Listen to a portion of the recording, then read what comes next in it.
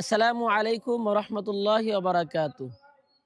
কাছে এবং দূরে, দেশে এবং প্রবাসে যে যেখান থেকে দেখছেন সকলকে অনেক অনেক মোবারকবাদ জানিয়ে আজকে পবিত্র জুমার দিনের একটি বিশেষ আমলের কথা আপনাদেরকে বলতে চাচ্ছি।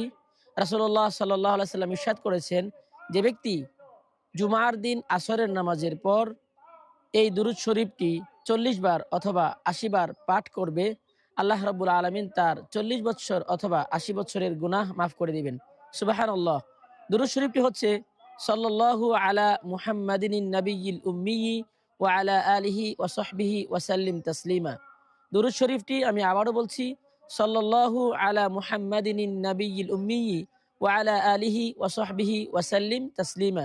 আল্লাহ সুবহানাহু ওয়া তাআলা আমাদের সকলকে এই দুরূদ শরীফটি প্রতি জুমার দিন আসরের নামাজের পর ৮০ বার পড়ার তৌফিক দান করুন।